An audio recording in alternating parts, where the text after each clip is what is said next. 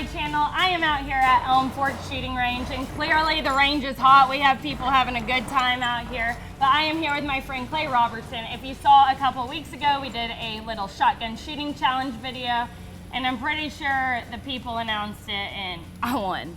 I don't think we were looking at the same comments. No, I think we were, and I can't help that you don't like the results, but it is what it is. Maybe pick up a new sport. Yeah, we might have to just try it again. But I have a fun video for y'all today. Before we get started, I want to tell y'all to go ahead, like and subscribe to my channel. It really helps me out and helps me produce this content that you guys love to see. Share it with your friends or anyone that might be interested in it. I have a lot of fun doing this, so I really appreciate you guys' support. And thank you to Able Ammo for making this video possible. If it wasn't for partners like this helping produce this content, I wouldn't be able to do it. So thank you, Able Ammo, for all of your support. But in this video today, we are going to be doing basically intro to shotgun shooting 101, talk about what are some of the most important things whenever it comes to getting into this sport. You said earlier we were talking and we're gonna go over gun fit, chokes, ammo, budget kind of, and how you even get started in this sport. So let's get started. Let's do it. No one. How do you even get started in shotgun shooting in general? What are there some things to consider and look at? Well, most people, when they're getting into shotgun shooting, start with dove hunting or duck hunting. A lot different from duck and dove hunting. You know, our gun fit matters, our chokes matter a little bit, ammo makes a difference. I guess it kind of does in duck hunting too. You need a little heavier load, but here it's more about precision and accuracy. So that's where gun fit comes most important. We really need to make sure that our gun is shooting where we're looking. So basically there's three main things that you need to look into before you just go out and start competing in the shotgun shooting sports. Gun fit, chokes, and ammo. Yep. Okay, teach me about chokes. What does a choke even do? Well, the technical definition of a choke is to constrict the shot column as it leaves the barrel in order to adjust pattern density for intended ranges. Short story is that basically the chokes will constrict your shot pattern to be able to hit farther targets. In other words, it'll condense your shot pattern to go farther. Okay, so basically a choke makes your pattern bigger or smaller depending on the distance that you're shooting. Yep. And it's different from hunting, because hunting you need a bunch of different types of chokes, but we were talking earlier and you said that you really only use one? Yeah, so most of your top guys nowadays are going to be shooting fixed barrel chokes, which is basically where your choke is, I guess you could say, welded or glued into your barrel to where you can't change it.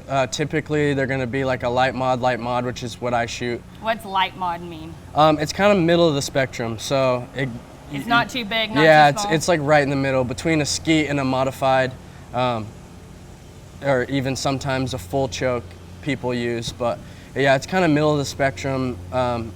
You can hit anything from 5 to 70 yards I've hit with a light mod choke. So you've hit something at 70 yards with a shotgun. You want to see it?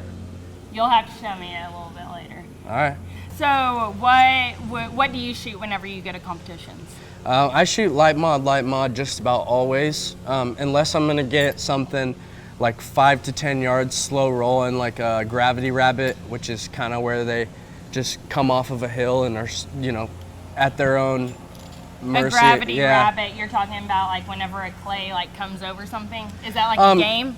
No, so a rabbit is basically a target that rolls across the ground. Okay. But there's a lot of different ways to throw them. So sometimes they'll throw them, we call it a gravity rabbit, where it's basically all off the gravity of the target or the weight just rolling down the hill, typically rolling very slow. So you kind of want a little bit more open pattern. If I'm going to shoot a target like that, or maybe I have an incoming target that comes into about 5 yards, I'll just take the choke out and shoot threads, because at 5 to 10 yards, your shot pattern difference with a choke is really minimal. You're not really going to have much of a difference from a skeet choke to a modified choke within 5 to 10 yards. Gotcha. Gosh. there's a lot of activity going on out here. So I just wanted to remind you guys, we are out at Elm Fork Shooting Range. We got lawnmowers going, we got gun shooting, and people out here just having a good time. So if it's a little loud in the background, that's why. Just wanted to let you know. But cool, so we covered chokes. Now let's get into ammo. Ammo is really a personal preference. I personally like the Bernagi Golds that you can only get at Able Ammo. They're a very hard-hitting shell. I also prefer. Wait, so that's why you were like so like adamant about getting Able Ammo in on this video series, because that's what you really like. Yeah, they're really hard-hitting, and I definitely prefer an 8-shot over a 7.5, just because you get approximately 60 to 90 BBs more per shot, which in this game every BB counts. It only takes one. Yeah. What was I gonna say? Oh yeah, are there any like rules whenever it does come to like shell size or like BB size in the shooting sport? We are live at the range, folks, and I think that was a miss. Yeah, it sounds like shooting Winchesters. Okay, so what are the rules whenever it comes to the sport? Are there rules on like shot size, all of that good stuff? The only time that shot size matters is when you're shooting feed task, which we can get into another day. It's a kind of a European version of like 5-stand or sporting clays in a way, which you would prefer like a 1 ounce super high velocity shell.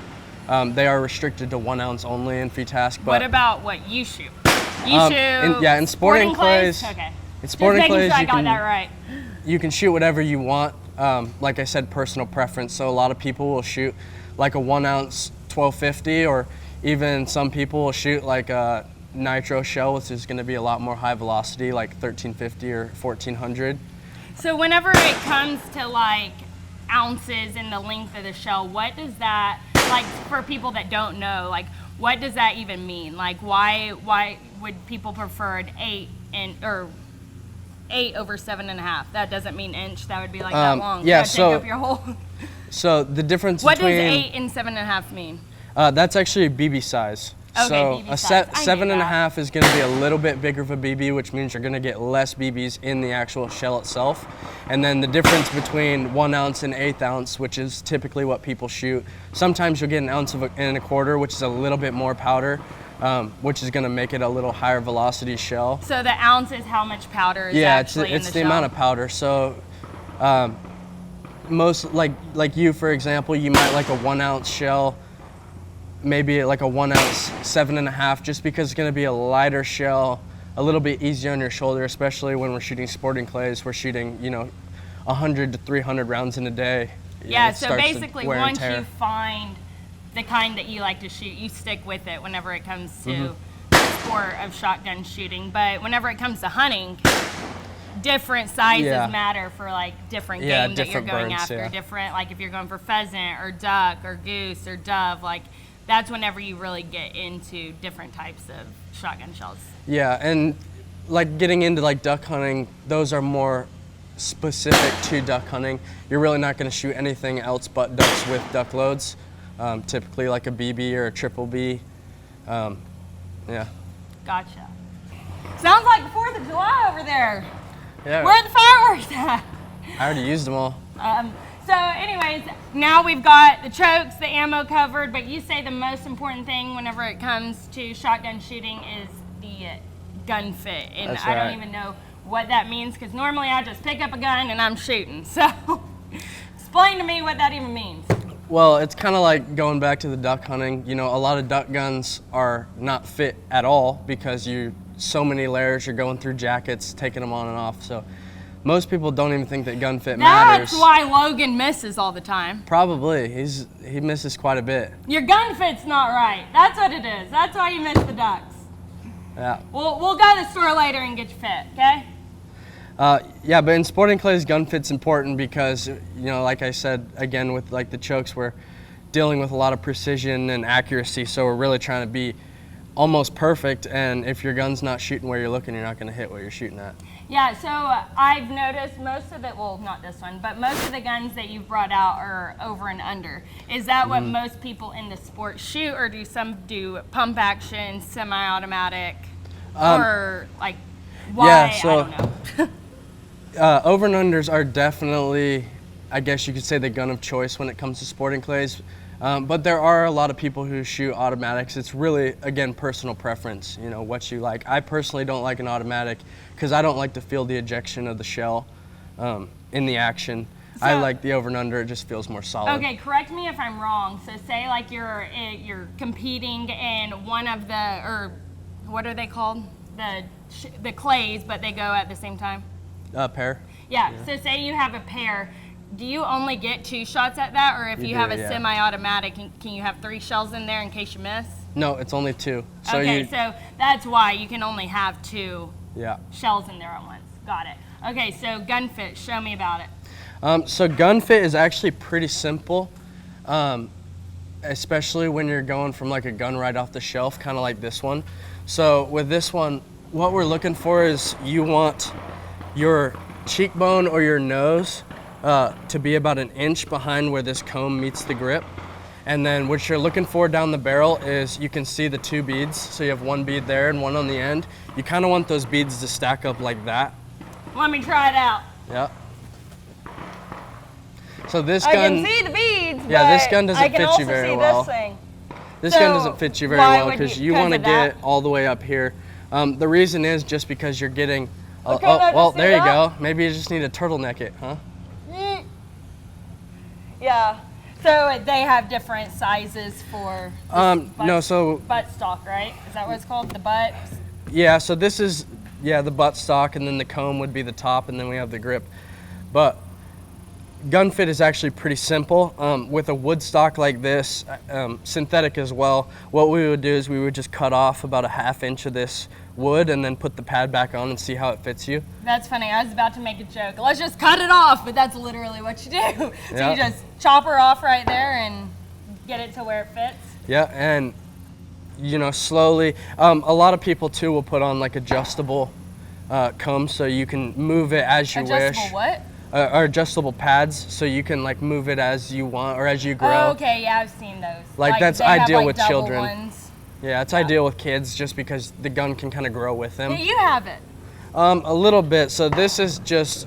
Is this the one you compete with? This is the one I compete with. So Let me this see one if it is fits just. I'll stand up with it a little bit better. Let me come over here and critique it. So this is Okay. kind of what you Your want. nose isn't Yeah. 1 inch though. Well, You gotta move it back. I get a little bit closer just because I shoot pretty aggressively.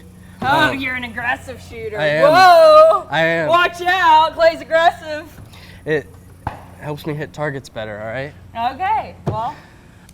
All right, so is there like anything else you want to add to people wanting to get into shotgun shooting sports? Like someone that has like never even shot a gun before, like where would they even start? What kind of budget are they looking at? Do they just go to the store, buy a gun and just pray for the best? Or like, can they go somewhere and learn? Like, how do they even get started?